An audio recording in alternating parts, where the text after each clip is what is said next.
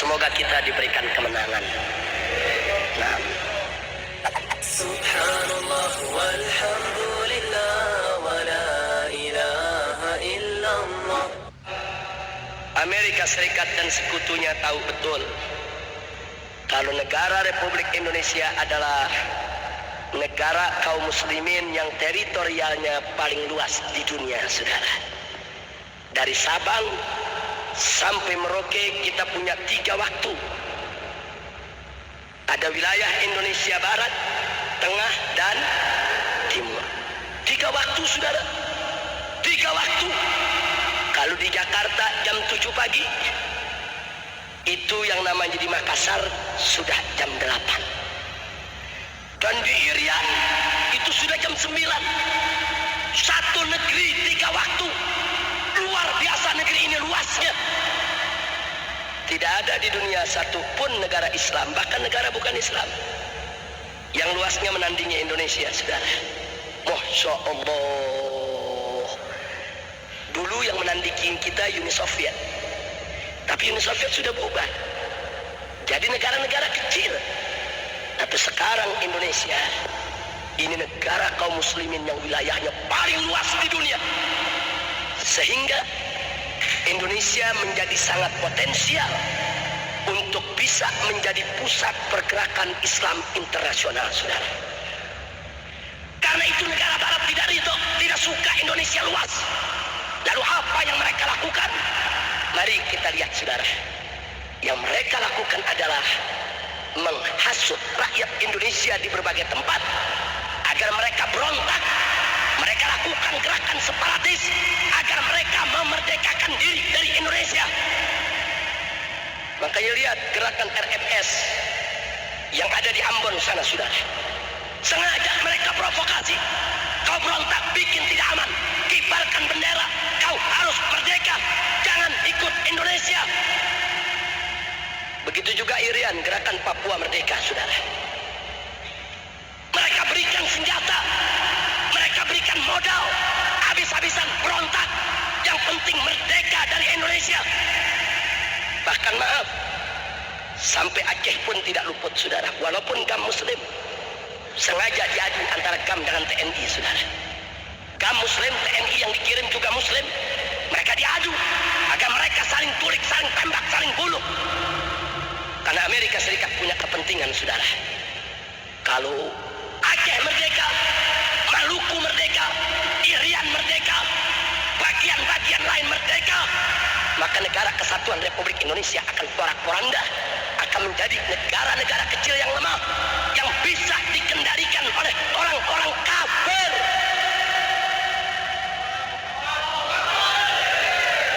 Hati-hati, saudara. Makanya Anda jangan kaget.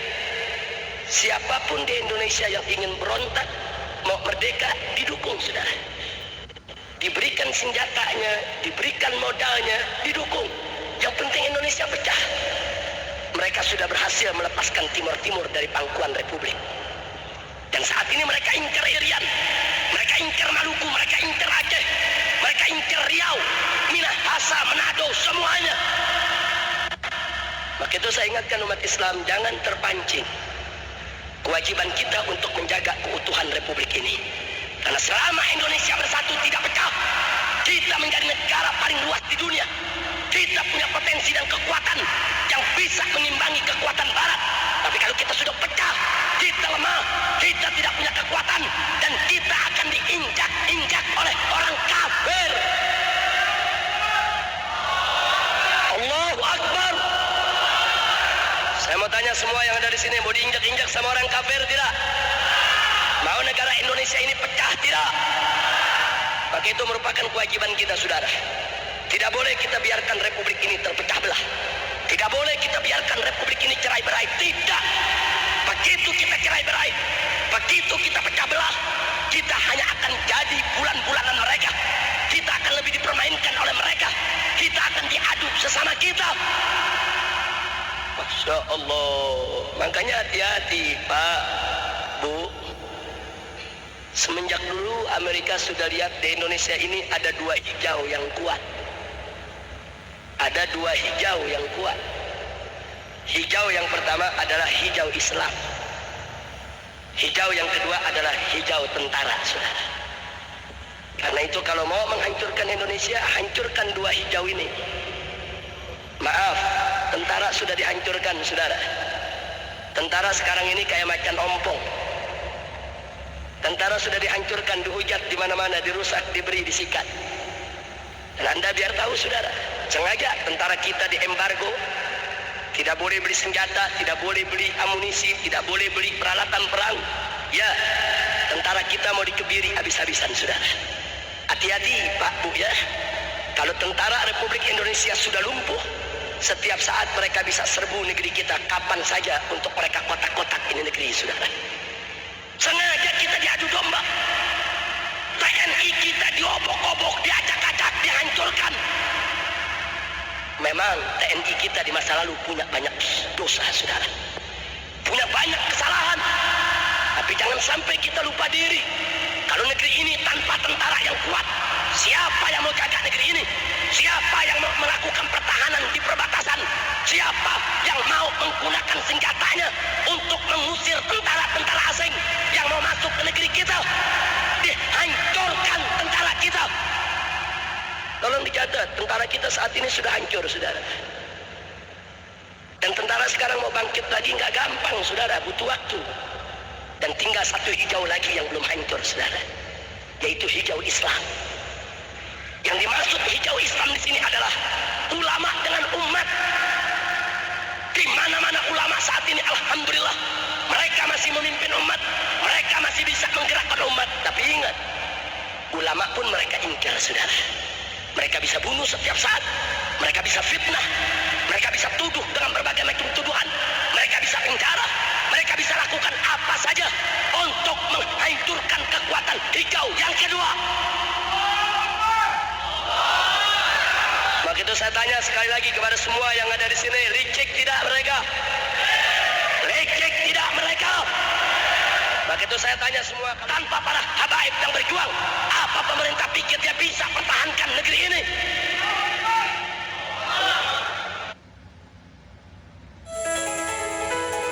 Hai, kembali lagi di Nippon Paint Flash News. Tahukah kamu, Tentara kita tidak akan bisa mempertahankan republik ini kalau umat Islam dan ulamanya tidak turun untuk ikut bertahan dan berjuang. Betul? Tolong dicatat, saudara. Itu peristiwa perang di Ambon, di Maluku. Tentara nggak bisa apa-apa, saudara. Polisi nggak bisa apa-apa. Mujahidin yang turun, laskar-laskar Islam yang turun, habaib yang turun, kiai yang turun, ustadz yang turun, umat Islam yang turun ke sana. Kita yang rame-rame perangi RMS, kita kejar mereka, kita tembak mereka, kita perangi mereka sebagaimana mereka memerangi kita. Tentara, polisi mabur.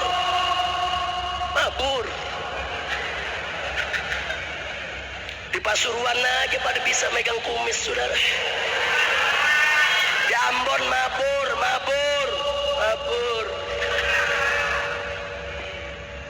Loh, kenapa polisi dan tentara bisa mabur? Orang juga pecah kok. Polisi yang muslim dengan polisi yang Kristen saling tembak. Tentara yang muslim dan tentara Kristen saling tembak. Mereka sendiri kacau kok. Makanya saya ingatkan kepada pemerintah, jangan menuduh ulama sembarangan. Tanpa kehadiran mujahidin, tanpa kehadiran para laskar Islam di Ambon kemarin, dengan izin Allah, mungkin Maluku sudah lepas dari republik, saudara. RMS punya senjata lengkap, mereka punya senjata otomatis, tapi berhadapan dengan laskar-laskar Islam mereka tidak mampu.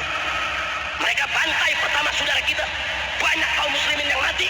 1 tahun kita dikempur habis-habisan. Tapi begitu mujahidin turun, laskar turun, ulama turun, umat Islam turun, mereka porak-poranda. Insya Allah. Jadi pemerintah mestinya bersyukur kepada Allah dan berterima kasih kepada umat Islam. Kalau umat Islam gak berjuang di Ambon, udah lepas dari kemarin, saudara. Biar Anda tahu. Nah, karena itu sekarang saya tanya semua, mau Indonesia pecah tidak? Siap bela kita punya negeri? Siap jaga persatuan kita punya negeri? Betul? Maka itu upaya dari manapun yang ingin mecah belah kita harus kita tolak. Nggak boleh kita pecah belah, nggak boleh kita saling gontok-gontokan. Masya Allah, ingat, tanpa persatuan kita nggak bakal bisa mempertahankan republik ini, saudara. Kira-kira bagian yang kedua ini jelas tidak? Jadi saya ulangi secara singkat, bagian kedua, kita punya potensi negara kaum muslimin yang teritorial wilayahnya terluas di dunia. Amerika tidak suka, dia mau hancurkan ini. Bagaimana caranya? Dukung orang Indonesia yang mau berontak. Kalau perlu yang nggak mau berontak dibakar supaya mereka berontak, saudara. Nah karena itu kita boleh protes pemerintah, kita boleh kritik pemerintah, tapi jangan kita lakukan pemberontakan, saudara. Karena begitu pemberontakan kita lakukan, itu yang mereka tunggu, saudara. Itu yang mereka inginkan. Dia mau hancurkan kita. Nah, begitu kepada tentara, kita minta supaya mereka memperbaiki citra, bangkit kembali, jaga republik ini. Jangan diulangi dosa masa lalu. Betul. Kepada kepolisian juga begitu. Jangan mentang-mentang tentaranya udah mulai lumpuh, polisi kayak koboi. Ini dia nih, mentangkep sono, tangkep sini, larang sono, larang sini, koboi loh. Betul. Polisi juga berkewajiban untuk menjaga keutuhan Republik Indonesia. Insya kita masuk yang ketiga. Tadi saya katakan kita hanya sampai yang ketiga.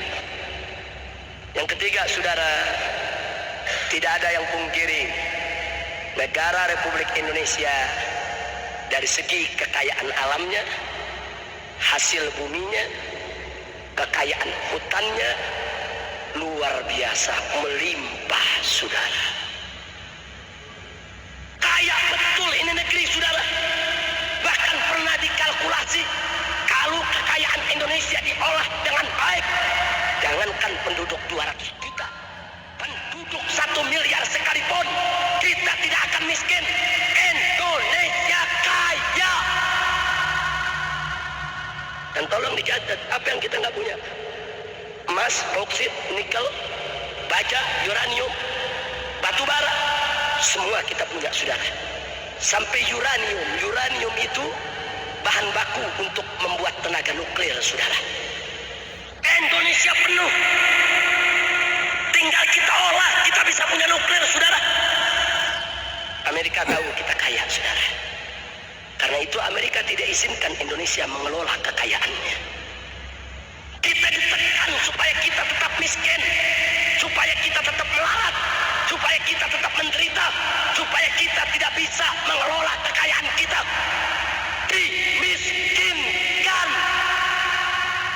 Masya Allah. Makanya Anda bisa lihat dari Sabang sampai Merauke, perusahaan-perusahaan minyak terbesar yang ada rata-rata milik Amerika dan sekutunya, saudara.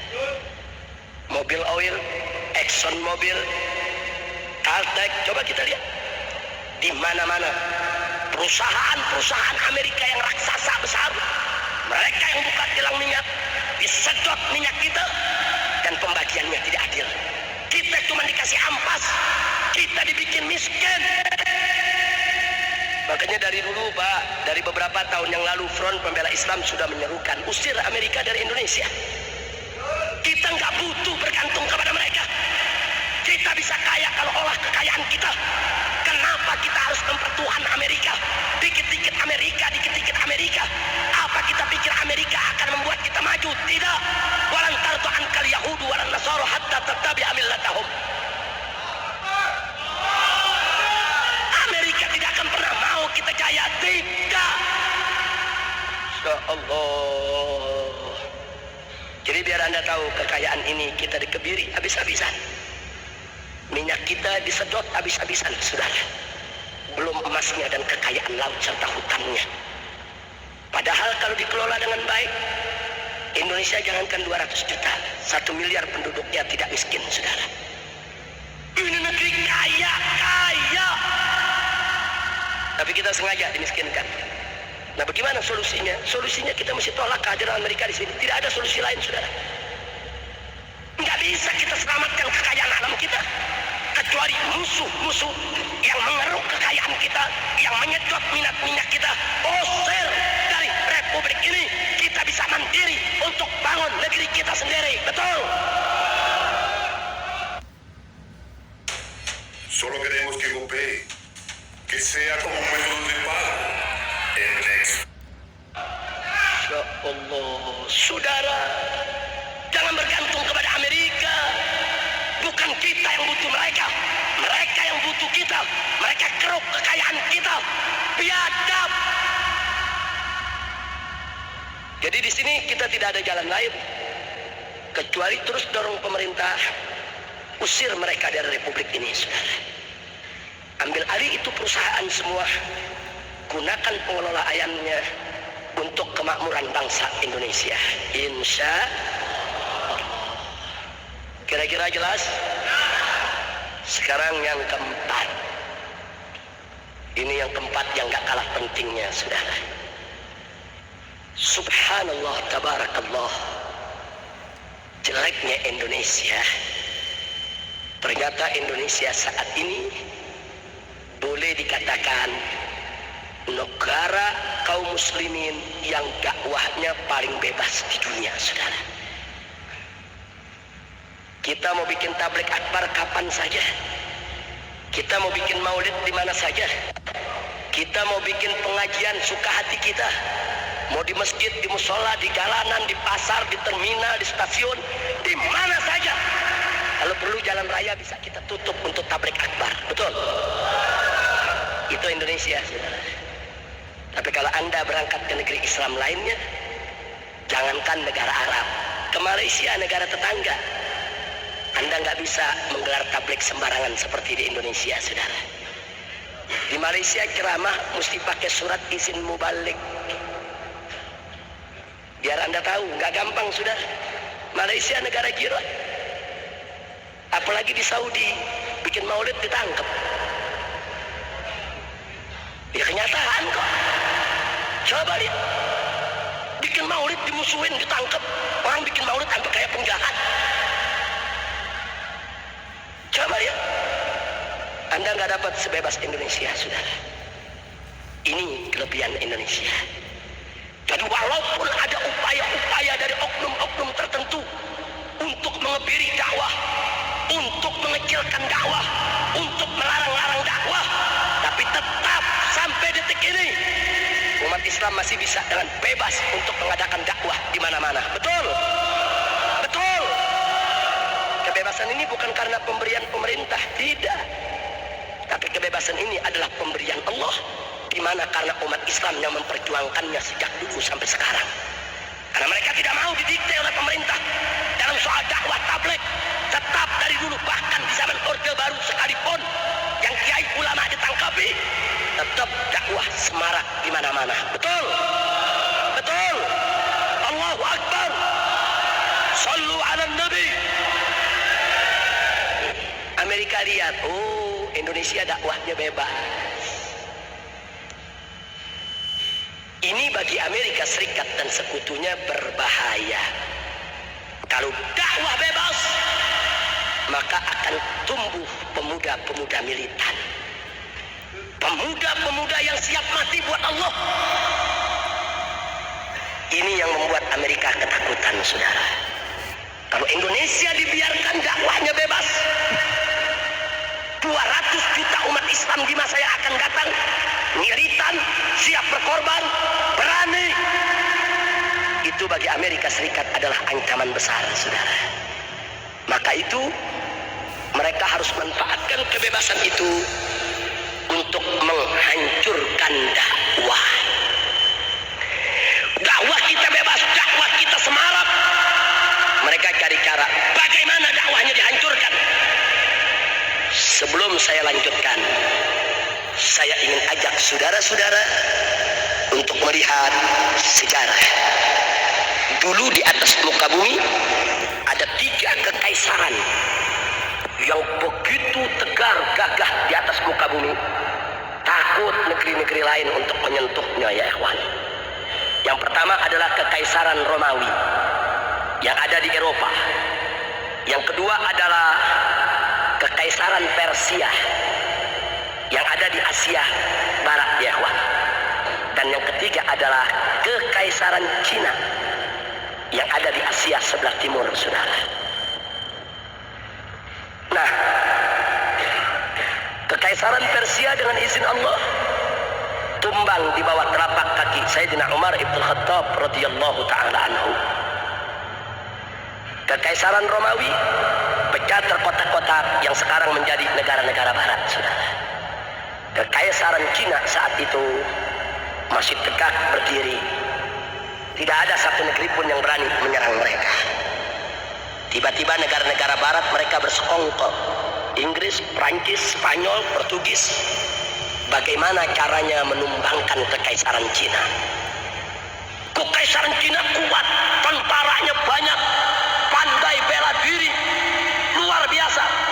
Pengobatannya, akar-akarannya, penunjang daripada kesehatan mereka, keberaniannya, kemampuan tempur di gurun pasir, di laut, kuat. Negara barat nggak berani menyerang Cina, saudara. Lalu apa yang mereka lakukan? Mereka buka hubungan dagang dengan Cina. Mereka dagang dengan Cina. Begitu mereka dagang dengan Cina, mereka masuk ke Cina, mereka pelajari apa yang ada di dalam negeri Cina. Akhirnya mereka dapat cara, mereka masukkan secara besar-besaran ke daratan Cina apa yang disebut candu, saudara. Candu yang bikin orang mabok, kalau kayak kita zaman sekarang ini narkoba, narkotik. Dimasukkan oleh mereka, dijual murah, bahkan untuk rakyat kadang-kadang diberikan gratis, apalagi untuk tentara, saudara. Tentara Cina diberikan, diundang, dibuat pesta candu. Candu itu daya rangsangnya cepat. Sekali orang isap ingin 2 kali. 2 kali diusap, dia akan kecanduan, saudara. Cepat betul daya rangsangnya. Akhirnya jenderal-jenderal Cina, prajurit-prajurit Cina diajak bercandu riah. Bahkan dijanjikan keuntungan besar untuk jadi agen-agen candu, untuk diberikan kepada rakyat banyak, saudara. Bertahun-tahun mereka diracuni dengan candu. Begitu sudah keracunan candu, tahu apa yang terjadi? Tentara Cina kalau sudah nagih candu, gemeter badannya, lemes dengkulnya, pegang senjata nggak kuat, saudara. Jangankan perang, angkat senjata tidak mampu. Dia harus kena candu dulu, hisap candu dulu, baru tenaganya pulih lagi, saudara. Begitu mereka sudah keracunan candu, candu di stop oleh Inggris dan Prancis, saudara.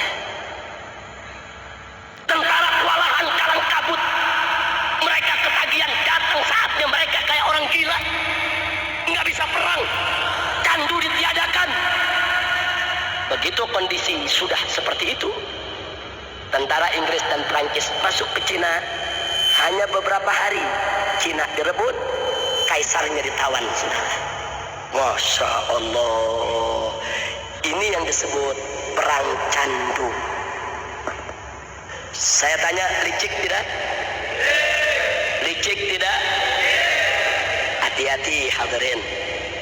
Saat ini Amerika Serikat dan sekutu memainkan strategi yang sama. Dulu Inggris memasukkan candu, dirusak dulu moral tentara dan rakyat, baru mereka rebut. Saat ini mereka masukkan ke Indonesia bukan candu saja, VCD porno, obat-obatan terlarang, ekstasi, drug, narkoba, narkotik, heroin, opium, macam-macam mereka masukkan ke negeri kita. Dia rusak kita punya negeri. Masya Allah, hati-hati saudara. Dulu Inggris menjadikan candu sebagai senjata perang. Sekarang Amerika Serikat menjadikan segala bentuk kemaksiatan di Indonesia sebagai senjata perang. Mereka menghancurkan moral bangsa kita. Makanya Anda bisa lihat bagaimana VCD porno dijual di pasar-pasar. Sekeping bisa Rp2.000. Dia jual murah. Kenapa dijual murah? Supaya orang miskin bisa beli. Masya Allah. Allah, dan mereka berhasil, saudara. Di mana-mana anak kecil, orang dewasa nonton VCD porno. Usai nonton VCD porno, coba kita lihat, bapak perkosa anak kandungnya, paman perkosa keponakannya, kakek perkosa cucunya, kakak perkosa adiknya. Biadab. Bahkan ada seorang pemuda setelah menonton VCD porno, dia perkosa ibu kandungnya sendiri. Masya Allah, mereka berhasil, saudara. Mereka tembak kita dengan nuklir maksiat. Mereka hantam kita dengan rudal-rudal kemungkaran. Mereka kirim VCD porno, dikonsumsi oleh masyarakat kita, ditonton, dinikmati, mereka rusak. Tatanan moral kita hancur, saudara. Dan terbukti sekarang ini umat Islam di mana-mana hancur lebur. Mereka punya akhlak dan moral, saudara. Inna lillahi wa inna ilaihi raji'un. Makanya jangan salah paham, Pak. Kalau laskar FPI di mana-mana, kalau mereka lagi razia hantam gudang VCD porno, saat mereka pegang kepingan VCD porno, yang mereka lihat ini bukan VCD porno, tapi ini adalah senjata perang yang digunakan oleh musuh untuk menghancurkan kita. Makanya hancurkan, bakar. Kita bicara perang, saudara. Allahu Akbar. Allahu Akbar. Kita bicara perang. Mereka tembak kita dengan VCD porno, dengan narkoba, dengan minuman keras. Maka itu laskar kita kalau lihat itu semua. Ini senjata kafir, ini senjata musuh, ini amunisi negara-negara barat untuk menghancurkan akhlak kita. Perang harus dijawab dengan perang.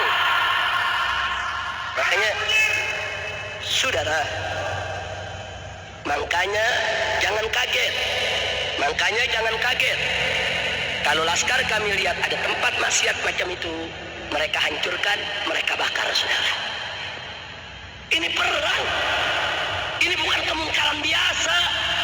Ini bukan kemungkaran perorangan. Kalau kemungkaran pribadi, perorangan, cukup kita nasihati saudara kita, saudara. Tapi ini kemungkaran tersistem, terkoordinasi dengan demikian rapi, dijadikan senjata perang. Belajar dari perang Kandu di Kena. Masya Allah, hati-hati, saudara. Maka itu saya mau tanya semua yang ada di sini, mau dihancurkan moral kita? Mau dihancurkan akhlak kita? Jadi kalau Amerika sudah menghantam kita dengan rudal-rudal maksiat, mereka perangi kita, siap jawab dengan perang juga. Siap perang lawan maksiat, siap perang lawan kemungkaran. Hancurkan tempat maksiat di mana saja berada. Itu posko mereka. Itu markas musuh yang mereka menghancurkan tatanan kehidupan umat Islam di Indonesia. Enggak sampai di situ, saudara. Mereka lihat bahwa dakwah di Indonesia bebas, banyak kiai-kiai yang cerdas, didengar suaranya oleh umat. Mereka bikin strategi lain, saudara. Tahu strategi apa yang mereka ambil? Kali ini bukan maksiat. Mereka datang ke pondok-pondok pesantren NU dan Muhammadiyah. Kenapa NU dan Muhammadiyah? Karena NU dan Muhammadiyah adalah ormas besar Islam di Indonesia. Alhamdulillah. Alhamdulillah. Untuk apa mereka datang? Duta besar Amerika Serikat, duta besar Inggris datang ke pondok-pondok pesantren NU dan pondok-pondok pesantren Muhammadiyah serta yang lainnya. Mereka cari mana santri-santri yang cerdas. Kalau mereka dapat santri yang cerdas, pintar, mereka kasih beasiswa untuk belajar Islam di Amerika, sudah. Mereka biayai untuk mengambil sarjana keislaman di Amerika atau di Inggris, sudah.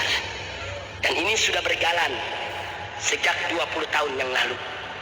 Begitu sampai di sana mereka didik. Mereka kasih tempat, mereka kasih rumah, mereka kasih makanan. Mereka kasih beasiswa, dididik.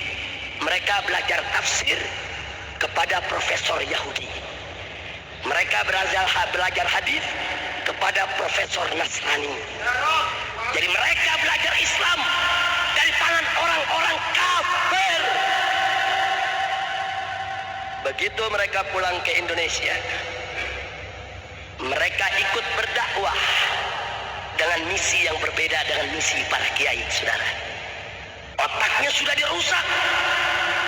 Karena itu jangan kaget, muncullah JIL, Jaringan Islam Liberal. Kalau saya lebih suka menyebutnya Jaringan Iblis Laknatullah. Lo Anda lihat JIL yang ada di dalam JIL saat ini, pemuda-pemuda NU yang diambil dari pondok-pondok pesantren, yang otaknya diracuni sama Barat. Masya Allah, Anda pikir Ulil Absar Abdallah itu siapa? Menantu kiai, orang NU tulen. Tapi apa dia bilang dalam berbagai tulisannya, saudara? Dia katakan semua agama benar, Buddha, Hindu, Kristen, semua pasti masuk surga. Dan buku yang terakhir dari kelompok dia, saudara, yaitu buku dengan judul Lubang Hitam Agama, baru terbit bulan ini. Apa dibilang di sana? Bahwa Al-Quranul Karim itu diturunkan oleh Allah bil makna. Enggak mungkin diturunkan oleh Allah dengan bahasa Arab, karena Allah bukan orang Arab. Jadi Allah turunkan dengan makna manusia yang bernama Muhammad yang merubahnya, yang menulisnya dengan bahasa Arab. Kemudian disempurnakan oleh Utsman dengan logat Quraisy hanya untuk kepentingan politik kaum Quraisy.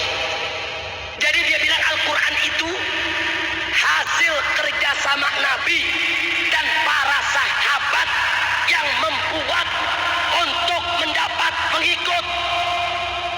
Masya Allah, mereka nggak sampai di situ, saudara. Bahkan mereka bilang, mereka katakan, saudara, umat Islam tidak boleh mengklaim hanya agamanya saja yang benar, tapi umat Islam juga harus mengakui agama lain juga benar. Saya tanya, ini omongan-omongan semacam ini kafir tidak? Murtad tidak? Murtad. Tapi siapa yang bela mereka saat ini? Lagi-lagi Gus Dur. Coba lihat. Saya punya bukunya, ada di mobil, saudara. Buku Lubang Hitam Agama. Di cover belakang, Gus Dur yang kasih sambutan, saudara. Coba kita lihat. Jadi negara Barat nggak diam sampai di situ, saudara. Diracuni otak kaum muslimin dengan pemikiran-pemikiran pluralisme, liberalisme, yang semuanya untuk merusak akidah. Dan mereka berhasil. Mereka biayai JIL, Jaringan Iblis Laknatullah tadi, itu dibiayai oleh Asia Foundation. Asia Foundation satu lembaga keuangan yang didukung oleh Bank Dunia. Coba kita lihat, didukung 1,4 miliar untuk operasional 1 tahun, saudara. Belum operasional bulanan, dibiayai, rusak akidah umat. Nah, maka itu, kalau kita sudah tahu begitu, itulah strategi mereka, saudara. Mereka tahu di Indonesia dakwah bebas. Kalau dakwah bebas nanti umat Islam kesadaran beragamanya tinggi. Sebelum itu terjadi, bebaskan juga maksiatnya. Hancurkan dulu marah mereka. Dan sebarkan ajaran-ajaran sesat di Indonesia. Bahkan ajarkan doktor-doktor, profesor-profesor yang sekuler, yang anti syariat Islam, yang dididik oleh Barat, dukung. Biar mereka bicara sebebas-bebasnya. Makanya Anda lihat mereka tiap hari tampil di TV. Tapi kiai-kiai yang istiqomah, mana diberi waktu untuk tampil, saudara, untuk menanggapi pendapat mereka? Tidak ada. Nah, maka itu kita mesti punya solusi. Kalau kita sudah tahu itu strategi mereka, maka solusi yang pertama, satu, stop jangan maksiat, saudara. Mulai dari diri kita. Maaf, kalau Anda beli VCD porno atau Anda beli narkoba, berarti Anda sudah ikut nyumbang persenjataan musuh untuk menghancurkan umat Islam Indonesia. Hati-hati. mulai dari diri sendiri, stop maksiat. Yang kedua, kita mulai dari lingkungan kita. Di mana kita dapatkan peralatan maksiat yang jadi senjata perang musuh? Apakah minuman keras? Apakah VCD porno? Apakah narkoba? Dan lain sebagainya. Musnahkan. Jadi kalau Anda lihat ada sarang judi, itu posko Amerika, saudara. Kalau Anda lihat ada sarang pelacuran, itu posko Amerika, saudara. Kalau Anda lihat ada bandar togel, itu agen Amerika, saudara.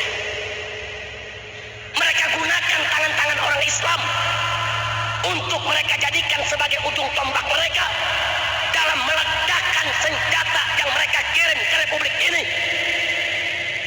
Tinggal tunggu saatnya. Begitu moral kita sudah rusak, saya yakin mereka akan ambil alih ini negeri, saudara. Pergi seperti kinat ditumbangkan. Maka itu saya mau tanya semua yang ada di sini, mau moral kita dirusak tidak? Mau dihancurkan dengan maksiat tidak? Mau negeri kita dikuasai kafir tidak? Betul. Kalau tidak mau, bangkit, stop semua maksiat dan musnahkan segala bentuk peralatan maksiat. Tutup semua tempat maksiat yang ada di sekitar kita. Allahu Akbar. Allah. Jadi janganlah 4 potensi yang dimiliki Indonesia yang sedang digerogoti oleh Barat, dan saya sudah sampaikan bagaimana solusinya. Sebetulnya masih banyak lagi. Nah, apa yang saya ceramah barusan ini saya tuangkan di dalam buku yang saya karang dengan judul Amar Ma'ruf Nahi Munkar pada bab pembukaan. Jadi waktu saya di penjara 7 bulan kemarin, selama 7 bulan dengan izin Allah, saya berhasil menulis sebuah kitab dengan judul Amar Ma'ruf Nahi Munkar setebal 700 halaman. Di muqaddimah kitab tersebut, saya tulis apa yang barusan saya ceramah, saudara. Lengkap dengan data-datanya. Itu bab pembukaan. Saya hanya ingin memberitahu kenapa kami berjuang macam ini selama ini. Karena yang kami lihat adalah perang. Kami bukan melihat semata-mata maksiat. Oh, itu VCD porno maksiat. Bukan semata-mata maksiat, saudara. Tapi lebih dari sekedar maksiat. Ini menjadi senjata musuh untuk menghancurkan kita. Saya mau tanya kepada saudara semua. Kalau musuh sudah memerangi kita, menghantam kita, menghancurkan kita, kira-kira kita diam atau kita lawan? Diam atau lawan? Diam atau lawan? Jadi jangan kaget kalau kami bersikap keras dalam urusan ini, saudara. Nah, setelah panjang lebar saya jelaskan tadi, bagi mereka yang ingin menambah lagi persoalan bagaimana strategi orang-orang kafir dan musuh-musuh Islam menghancurkan kita, bisa miliki buku tersebut, baca sendiri buku tersebut. Buku tersebut saya tuliskan berbagai macam dalil dari Al-Quran, As-Sunnah, Al-Ijma', Al-Qiyas, dan Aqwalus Salaf tentang urgensi dan importansi daripada Amar Ma'ruf Nahi Munkar, beserta pentingnya kita untuk menegakkan syariat Islam dalam kehidupan kita sehari-hari. Bahkan dalam kitab tersebut kita ceritakan juga bagaimana suka duka perjuangan Front Pembela Islam selama 6 tahun.